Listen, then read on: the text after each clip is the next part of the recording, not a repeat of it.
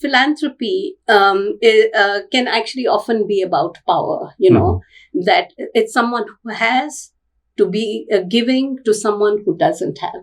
Philanthropic power is often used for good, but it also comes with the dose of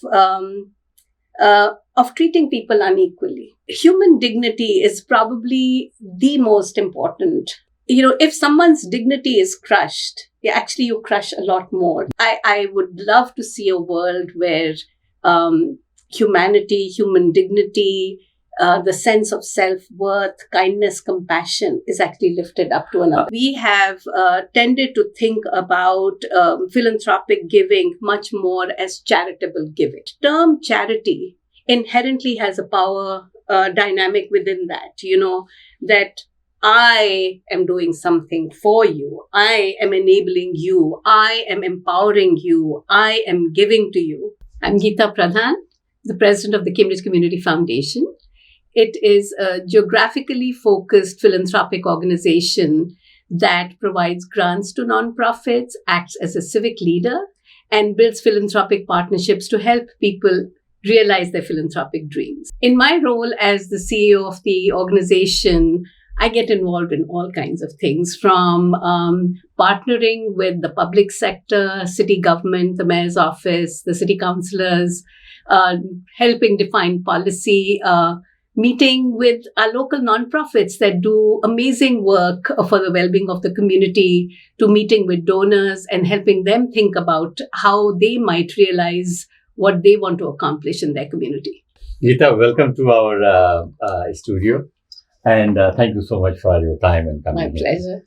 And we are really looking forward to honor you on our 21st annual Women of the Year Awards Gala. Thank you. I'm honored. Excellent. Sure. So we'll come back to your work with City of Boston and Boston Foundation a little bit later, and your journey from Kashmir to here. Okay. But let's first start with Cambridge Community Foundation. Many of our viewers and readers may not know what Cambridge Community Foundation is. Mm-hmm. So what is Cambridge Community Foundation and what is your role there? The Cambridge Community Foundation is a philanthropic organization. It was established in 1916, so it's amongst one of the oldest foundations that was created. 108 years old. 108 years old now. And it focuses, like most community foundations, on a specific geography. And in our case, it is the geography of Cambridge principally. But because of how expensive and unaffordable Cambridge has become, we've actually extended our reach to serve people who live in Cambridge and those who work, play, pray, or create in Cambridge. So and we basically do our work through three things. We are a Grantmaker. We give out grants to nonprofits to do the work to uplift community. And only nonprofits based in Cambridge or nearby? It's typically nonprofits that are serving mostly Cambridge, but we do a lot in Somerville and some in Medford as well. Because they're neighboring towns. Yeah, they're neighboring towns. Sure. And then, sort of it depends. Like if we are working with the arts community, we will support artists who create their work in Cambridge but cannot afford to live in Cambridge. We also are a civic leader. We do independent research on the city and the impacts of the economy on the city, as well as develop philanthropic partnerships with donors and other foundations to carry out social change work in the community. Okay. And your role, so what you oversee everything, what happens there? I oversee everything, and I have to tell you that in any given day, I would be talking to our investment partners about the investments in of our assets. I could be talking to donors about what a particular donor might want to do and what their goals and dreams are for their philanthropic work. I might be talking to large nonprofits that's trying to affect education or workforce or is doing social services. I might even be talking to an individual artist who's struggling to do his or her work in Cambridge, or even a resident.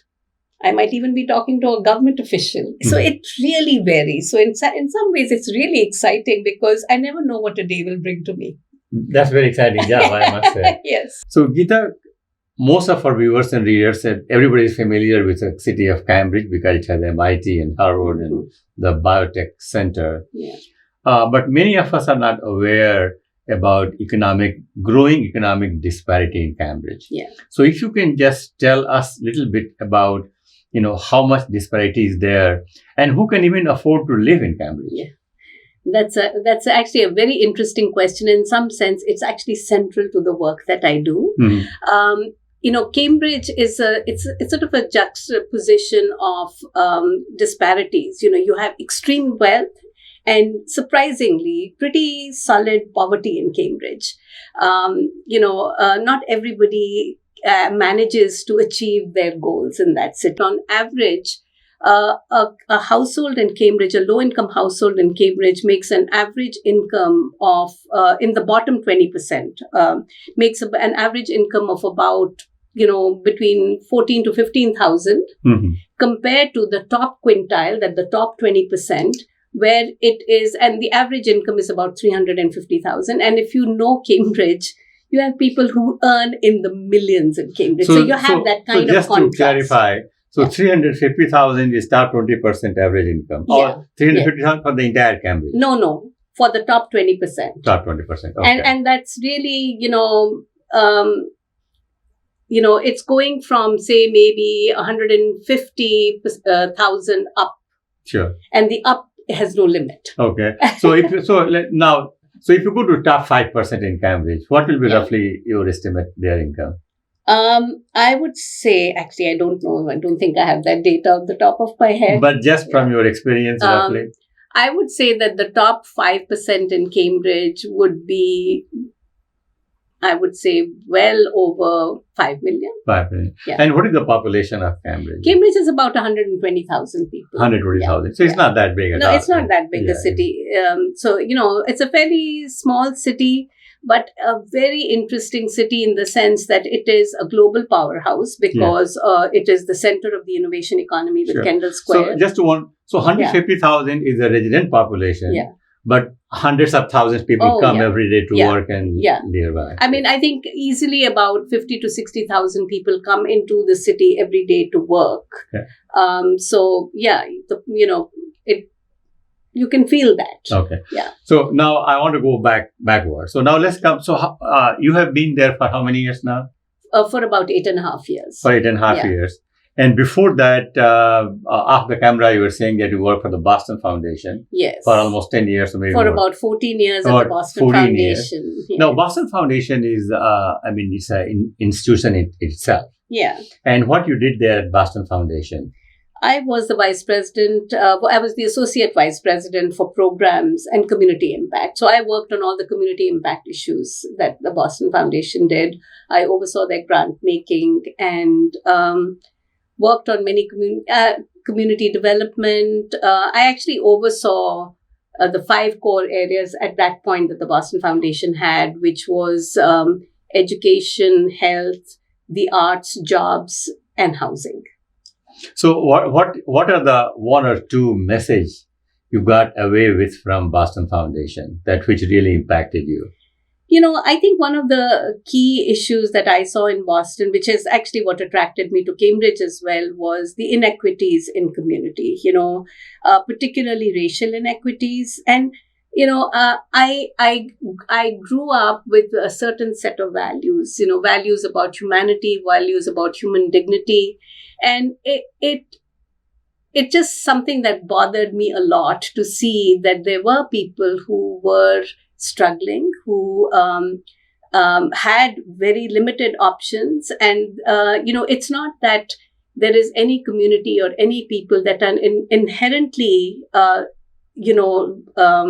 I would say not equal or unequal, but it is the opportunity and it is the barriers to their growth that actually come in the way of them getting ahead. So when I looked at data in Boston and I see the similar data in Cambridge related to both low income and racial ethnic group populations and immigrant groups, you see that, kids are not doing well. So it actually even goes as far back as prenatal health, to early childhood, to third grade reading, to fifth grade, eighth grade math and English scores and science scores, to college and lifetime. So, I saw a lot of that because the focus of my work in Boston was on Roxbury, Dorchester, and Mattapan, where almost 70% of So this is the one when you were working with the city, or working when I was working for this Boston Foundation. For the Boston Foundation, Yeah. okay. So I just want to clarify that. Well, in city of Boston, I worked all We'll over come the back city. to that. Let's finish the, sure. Yeah. So you're working in that part of the Boston. And so that's where there was a concentration of poverty, of social inequities. And I'd been part of a very interesting research initiative that the Boston Foundation had, and they continue to do their research work called the Boston Indicators Project, which looked at data across all aspects of life. So, I had the opportunity and the ability to actually see the data on inequities in the economy, in civic life, in social life, in education, in health, in housing, in safety, technology, all of those. And that is actually one of the great things that actually prepared me to take on looking after an entire city and its well-being, which is what my job at Cambridge Community Foundation now is. That's fantastic. And I think Boston Foundation definitely gave you a lot of insights. It gave me a lot of insights. It gave me a lot of insights in a lot of different ways. Okay. It also taught me what, in something that I feel about philanthropy, and I always like to talk about this, that philanthropy can actually often be about power, that it's someone who has to be giving to someone who doesn't have. I think you were talking something very interesting. Go ahead. Yeah. So, so this issue of power in philanthropy is typically power that is should be used for good. And power is often, and that philanthropic power is often used for good. But it also comes with the dose of treating people unequally. So those who have resources have equal access to resources, have better access to resources. Those who don't have, they're inherently in a weaker space. And it's something that fundamentally actually really bothers me. That why is it that we give money the power and not the issue of kindness, compassion, the moral values of life? Why don't we equate that? Because in my work in the community, I saw the compassion, the caring, the kindness, a lot of wonderful human values amongst the poorest of the poor. Their ability to give to someone else who is as needy as them, because they understand what it is and what it means. They get it. And this aspect of, and I would really love to actually say to your viewers and anyone, who's willing to listen, that,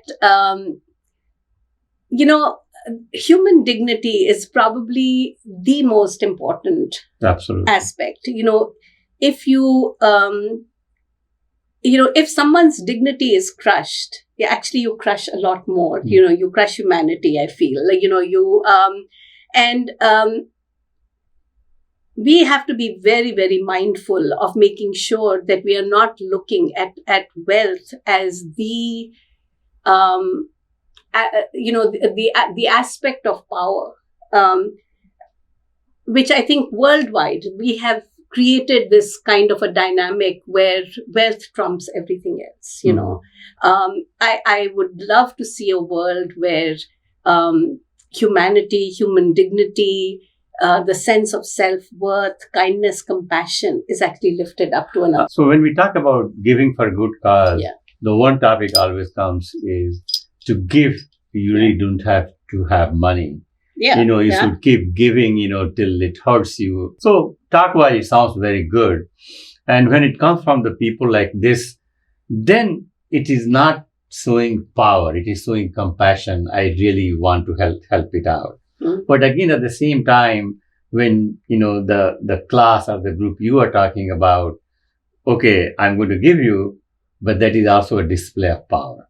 Yes. So yes. how do you reconcile these two things together? I mean, you don't see any conflict? No, I do see a conflict because, I think the conflict really comes from the term charity versus change. Okay. Yeah. So I think we have tended to think about philanthropic giving much more as charitable giving. Yes. Even it's the term, even IRS uses the term charitable giving.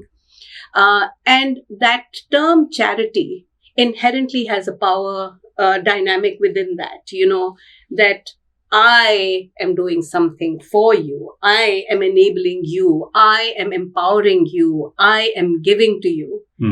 Change is a different concept. It is much more, I think, an issue of, that's more equal, that's more equitable, where you may be lifting up something because, I'm trying to find the right word for it,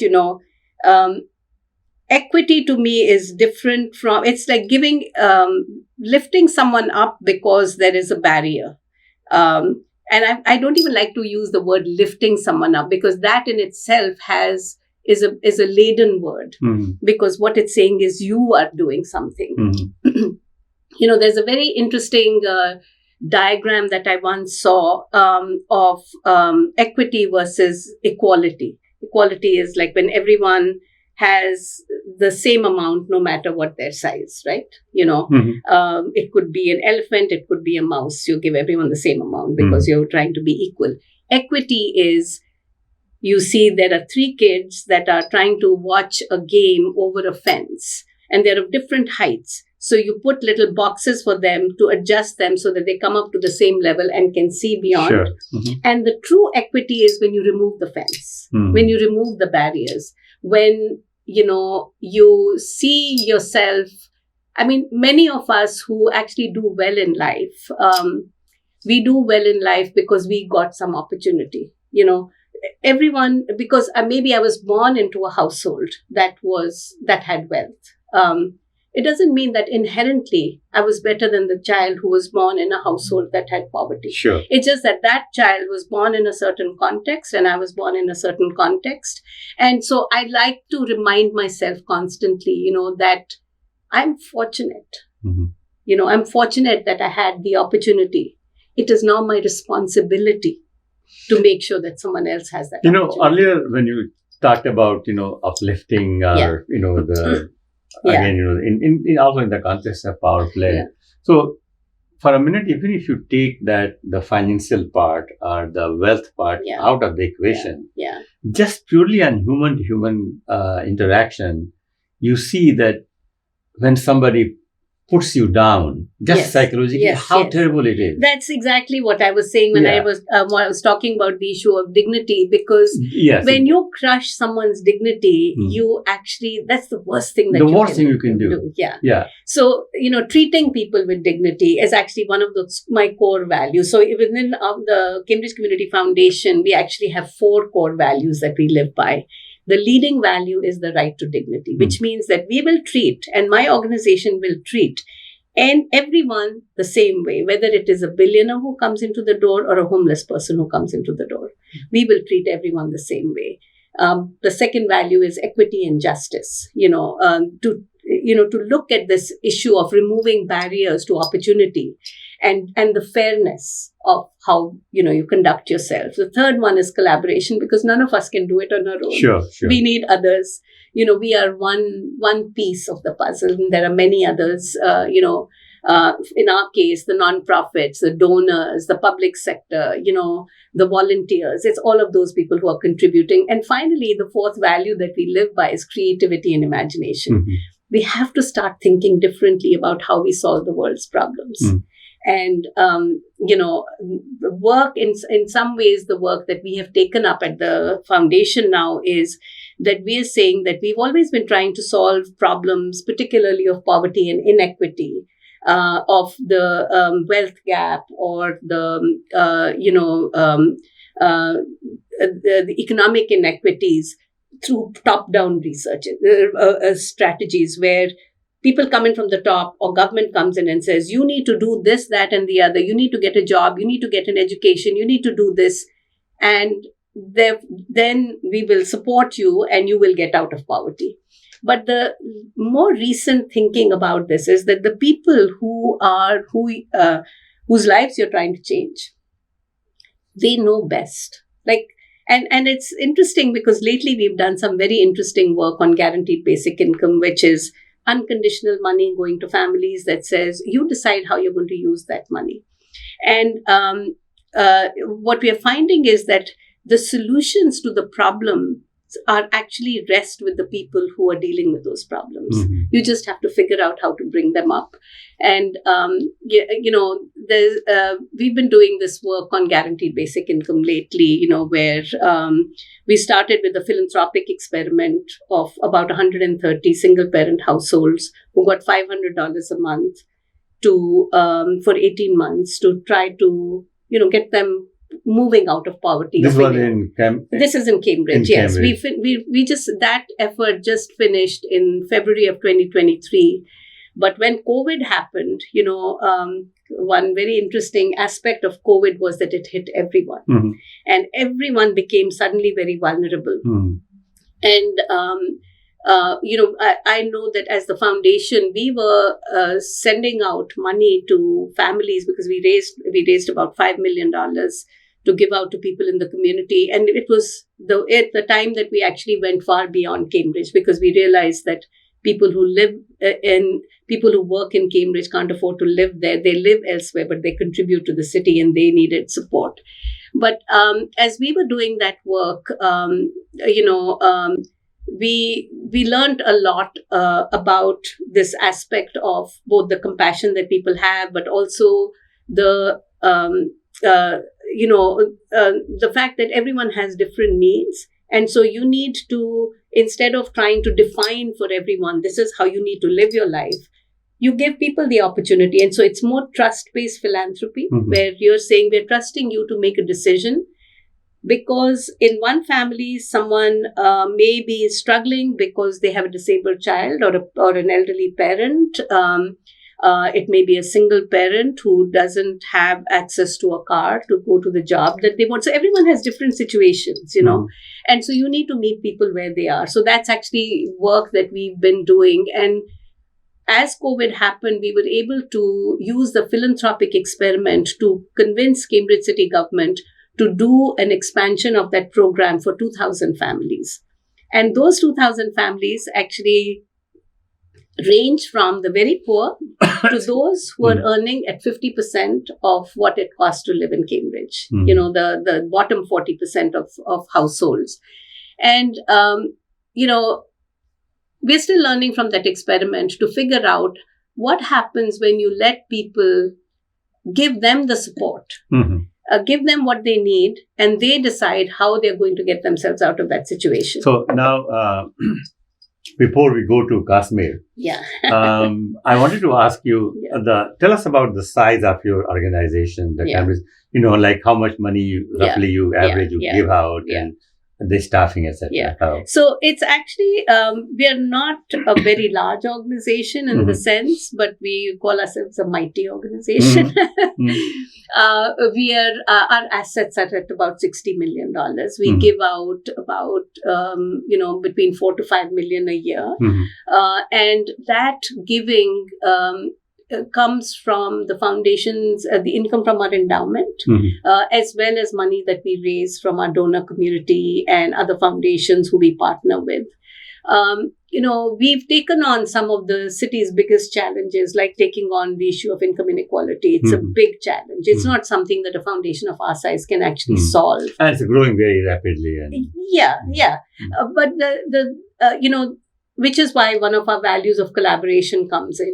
We see the role of, and I actually see not just our role as the Cambridge Community Foundation, but the role of philanthropy should actually be to instigate change, and to inspire change, to be the innovators of change so that we can then leverage other resources to create the change that needs to happen.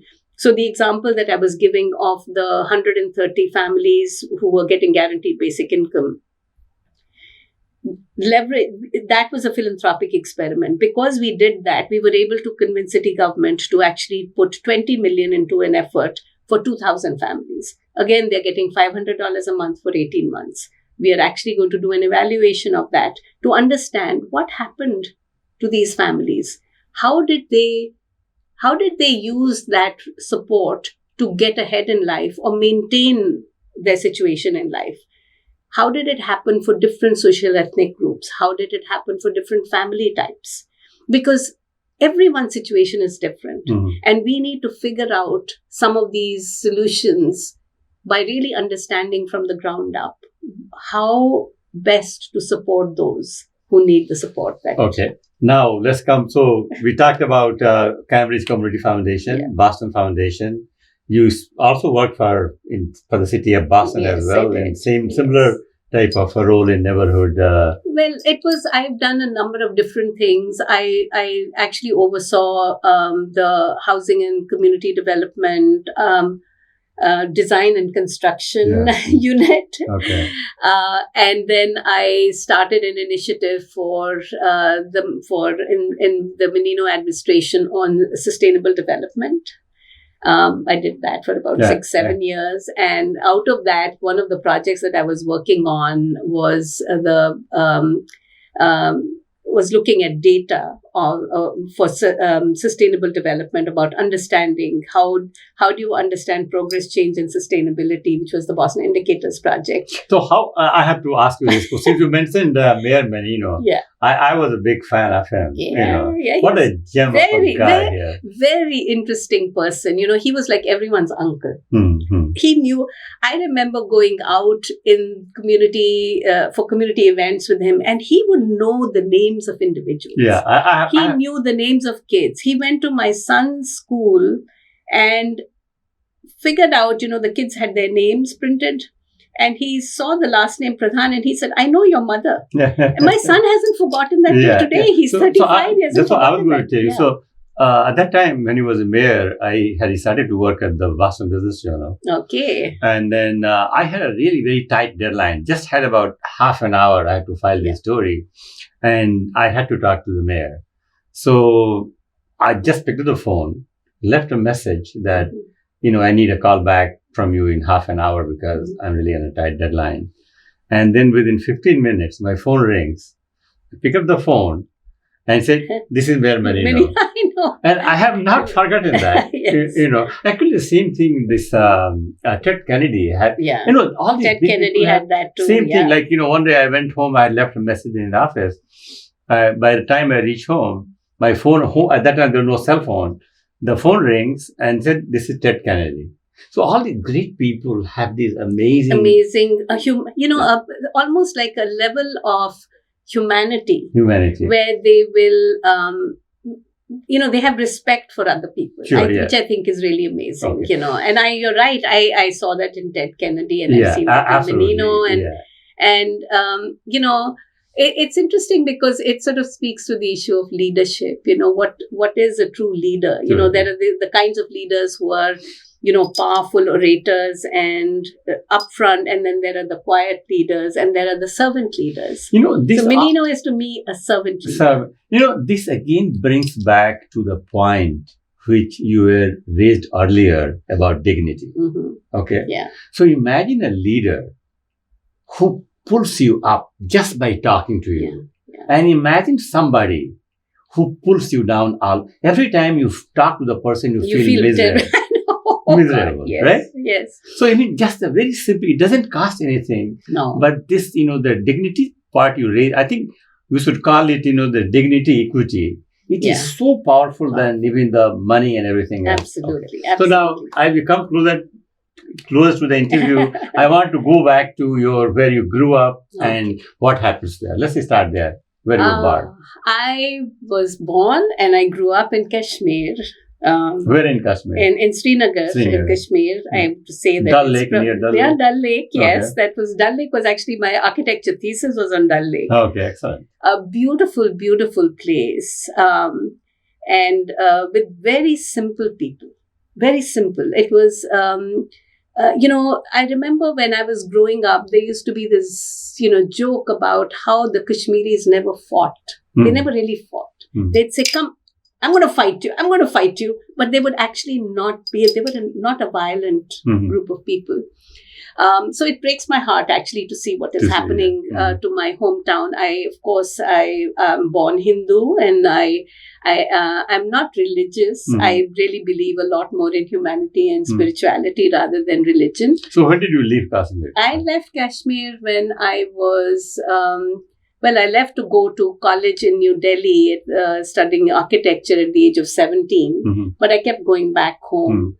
And I think I truly left Kashmir probably at the age of 20, 21. Okay. So my growing years, the most formative years of your life were in Kashmir. And, it just was a beautiful place and beautiful people. And, growing up in a beautiful place does things to your soul. Sure, yeah. When we had seen Dal Lake only in the movies, and the pictures. So now, all the nice Bollywood 1960s movies, all the romantic songs. When I think about Kashmir, I think about romance. That's what comes to Kashmir Ki Kali. Oh my God, what a beautiful film. Yes. So now, so you come to Delhi. What brings you to US? What happens? Well, my husband decided to come here. Both of my husband and I studied architecture in New Delhi. So, and that's where you met. That's where we met. And after a few years, of the time when people not used to talk about love marriage, it was just arranged marriage. It was. One of the first ones, I should say, right? I would say, I think there were a lot of love marriages around that time. I see them all within my own family. But yes, it was unusual. And particularly, someone from Kashmir and a Punjabi family marrying a Bihari, that was that I cannot believe. I have all the respect for Biharis because they come from the border state. Yes. But sure. So, so actually we both studied in Delhi, and then we had our own practice in Delhi and then in Patna. And, he decided that he wanted to study, do his master's in architecture. So he came here in 1983, and my father-in-law used to work for the Asian Development Bank in the Philippines. So I and my little son went and stayed with my in-laws for about a year and a half. And then I came here. And the funny thing is that I had no intention of staying because my husband was going to finish his a master's in architectural studies, and I was going to stay here for a year because I wanted to see New York. That was I just wanted to see New York. Okay. So we came here, and once we were here, I started just sitting in on classes at Harvard, and then I decided that I wanted to go back to school. So my husband decided to do a second master's in urban planning, and I did my master's in urban design at Harvard University. And then my husband decided to do his PhD in political science. So one thing led to the other, and we just stayed on and on and on. And 40 years later, I'm still here. Oh, excellent. And what a great job you are doing with the Cambridge Community Foundation. So much. Thank you. And we are really looking forward to seeing you on April 26th. And thank you very much for your time. Thank you.